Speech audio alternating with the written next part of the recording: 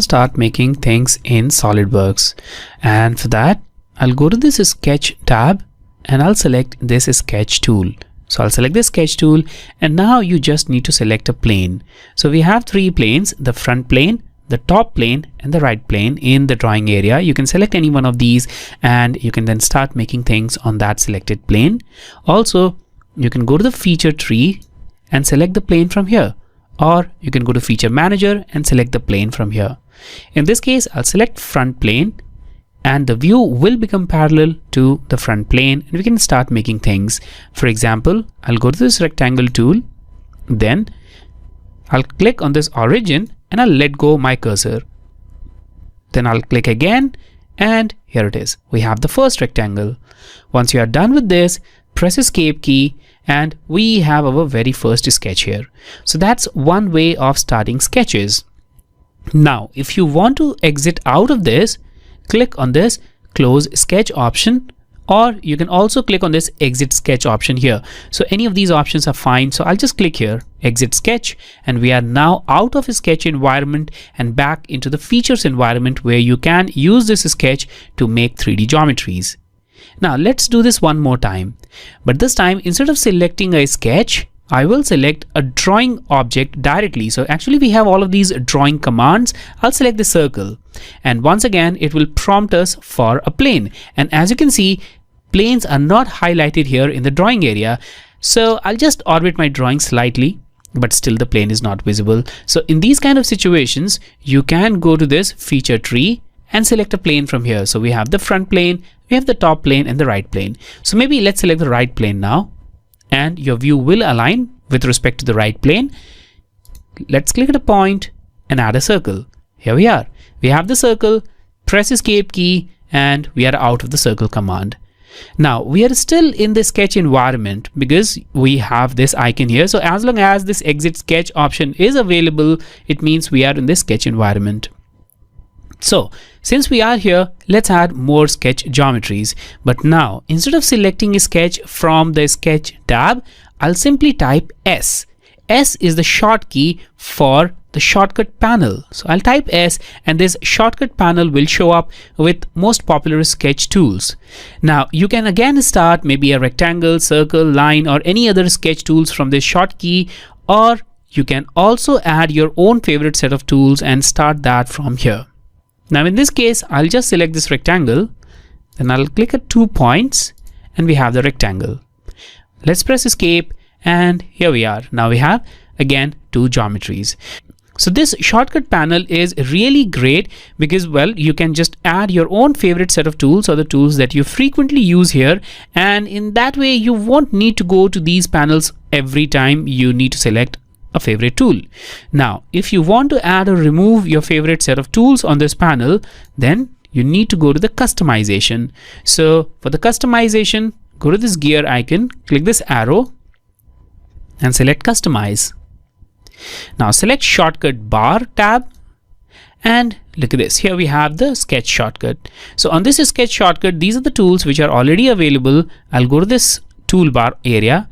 I'll select one of the toolbar from where I want to import some, well, tools. I'll go to sketch, and from here I'll import this point tool. So I'll just select it, drag it, and drop it here.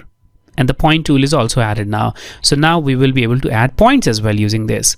Click OK, and now the sketch palette or the sketch toolbar now has this point tool.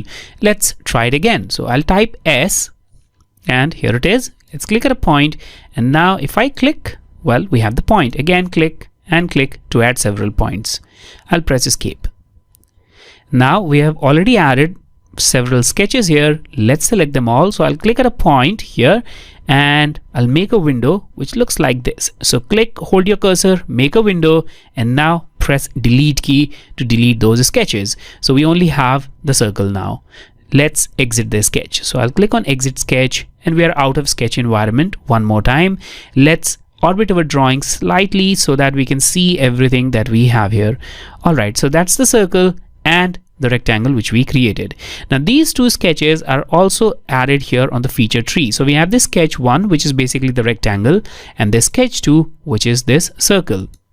Now, if you want to make it very descriptive, you can add a name for these. So in this case, I'll right click here on sketch 1 and I'll select rename tree item and I'll call it REC, short for rectangle, and enter key. I'll go to sketch 2, right click, rename tree item, and I'll call it circle and enter. So here we are. Now we have much more descriptive names for these. All right, now let's talk about converting it into 3D. For that, I'll go to feature and here I'll select extruded boss base. Now I'll select the sketch, which is the circle. So I'll select the boundary of this sketch and that's selected.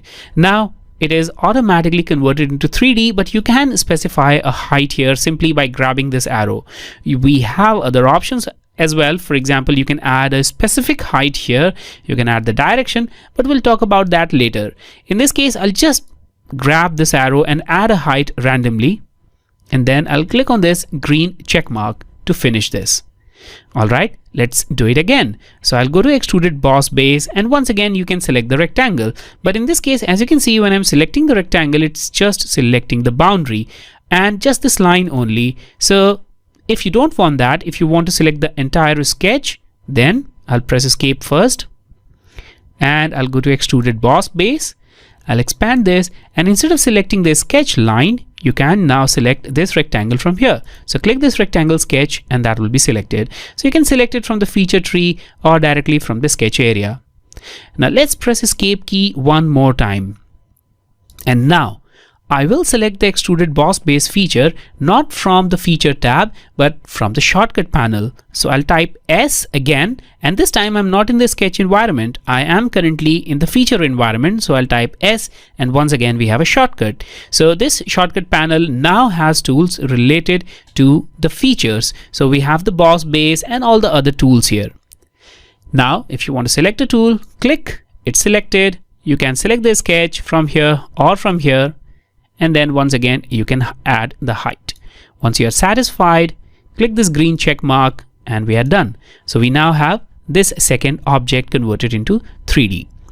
Now, once again, if you want to add your own custom set of tools here as well on this short key, then you can go to customize here or you have other option as well. So let's do that. So I'll type S and let's see what the next option is. So I'll right click anywhere on this shortcut panel and we have the customize. So you can click here, that will take you directly to the shortcut bar. So you can just right click on this shortcut panel and it will take you to the shortcut bar, or you can go to customize from here and then go to shortcut bar. It's completely up to you. Now, since we are here, we have the panel, we can once again select the toolbar.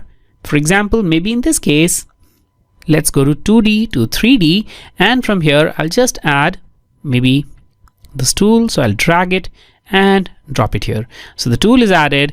I'll click OK, and now we have it here on the shortcut panel. So I'll just type S again and it is now available for us. Now in this case, I don't want to keep it here, so I'll just remove it. And to remove this, you once again need to go to the shortcut. So right click here, customize, shortcut bar, select it and drag it outside. There it is removed. Now we have also added our own tool on the sketch bar. So for that, you don't need to go to sketch environment. You just need to click on this sketch and this will show you the sketch shortcut panel. So from here, I'll just select the point tool, which we added in the example just a couple of minutes before. So I'll drag it and drop it out. So again, we are left with the default tools and I'll click OK. And that's the short key. And this is how you can start making simple things in SolidWorks. Now let's talk about setting the unit for your drawing. So the unit option is on the status bar on the bottom right corner right here. So the unit for this drawing is millimeter gram second, or MMGS unit system. Click here and you will see all the systems that we have for us. So we have the MKS, meter kilogram second, centimeter gram second, inch pound second. This one is the selected unit. You can simply change your unit by selecting any other from this list. For example, now I have IPS, or the inch pound second unit system selected. So with the inch, pound and second system selected, let's make a simple sketch. So I'll go to sketch and let's start with rectangle. I'll select the front plane and I'll click at a point here and again click here. So we have the sketch added. Now I'll press escape key and let's add the dimension here, because without dimension this drawing is irrelevant. So for the dimension, I'll go to this smart dimension tool, which is right here, and click on this line and click here. Now this distance 3.69 is 3.69 inch. As you can see, we have a suffix here. So I'll just make it maybe 5 and I'll click on this green check mark. Now this length is 5 inch. Let's click here and add the second dimension. So this is 3.008 inches. Let's make it 2.5 inch. So now you don't need to click on this green check mark. You can simply press enter and the drawing will change. It will adjust accordingly so that the length becomes 2.5 inch. Alright, so now we have a rectangle with length of 5 inch and a width of 2.5 inch. How about we change the unit now? So let's change this unit. So I'll go to this IPS here, inch, pound and second unit, and I'll change it to MMGS, which is millimeter, gram and second. And now the units have changed. But if you want to see the unit in action, select this sketch. And when you select the sketch, you will see this edit sketch option. Click on edit sketch and it will take you to the edit sketch environment where you can see the new length. So as you can see, the new length is 127 unit, which is 127 mm, and this is 63.50, which is 63.50 mm. So initially it was 2.5, it was just 5 unit, so that was an inch. Now it's in millimeters. So it will do the conversion for you as well. Now that's how basically you can change units in SolidWorks, but there is more to that.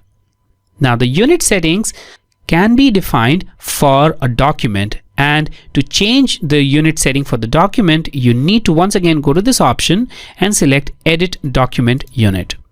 Now this will take you to the document property where once again you'll see the same set of units. Now this is the same set of unit which we had here, and sometimes you may not even see the MMGS or this IPS unit system here, and in that case if you want to go to document properties, then you can use this option. Let me cancel it out and I'll go to this arrow right beside this gear icon and I'll select options.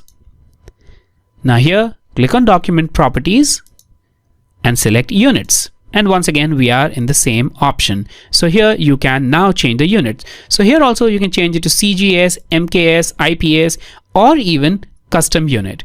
When you select custom unit, you'll have an option of specifying all the unit options. So we have the first panel which is related to units of length, the dual dimension and angle. Then we have the second panel where you can change unit of mass properties, final where you can change the unit of time, force, power, energy, whatever the unit is applicable for your current drawing. So in this case I'll select custom, and in the length I'll change the unit to, let's say, millimeters. So I'll just select millimeter here. Now this is the precision. So the precision is 2 decimal places, but you can change it to any precision value, maybe 1 precision value. So I'll just select 1. We don't want a very precise kind of drawing here, so that's 1. Then we have the dual dimension unit. I'll leave it at inches, and again the precision I'll change it to 1 decimal place.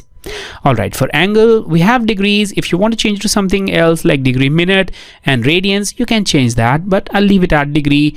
And the precision of angle we can leave it at 2 for now. I'll leave the mass properties and all the other properties, and with that I'll click OK. So now we have a completely new set of units. Now the basic unit was, well, mm, so this is completely unaffected, but as you know we have changed the dual dimensioning unit. So for that I'll select this dimension, and now I'll add the dual dimensioning here. So when you select a sketch, you will see its properties here in the dimension panel.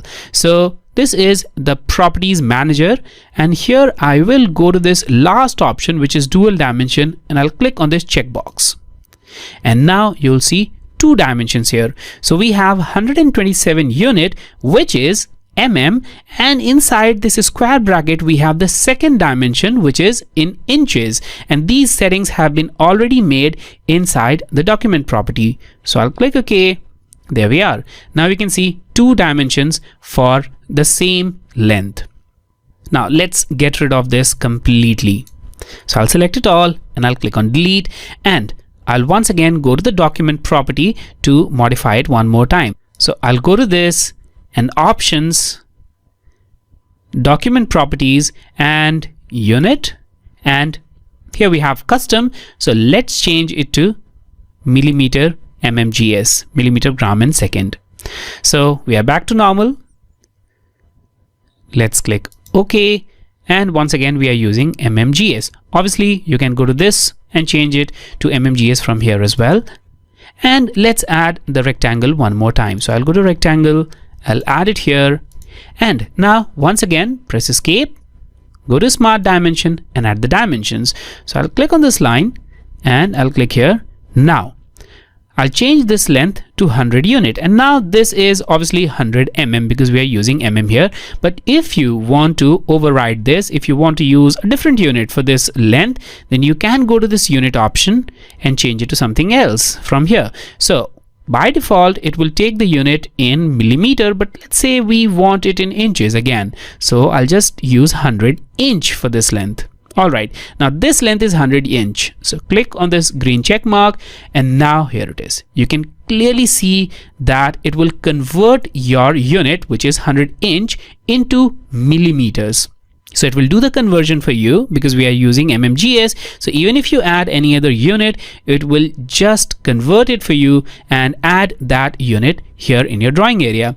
So now I'll click on this line here, and again I'll add the second dimension, but this time I'm not going to change it to inches. I'll simply type in the value. So maybe I'll just type 1000, and I'll click on this green check mark. All right, now that's 1000 unit, which is 1000 millimeters. So there it is. So that's how you can add the unit here in the drawing area.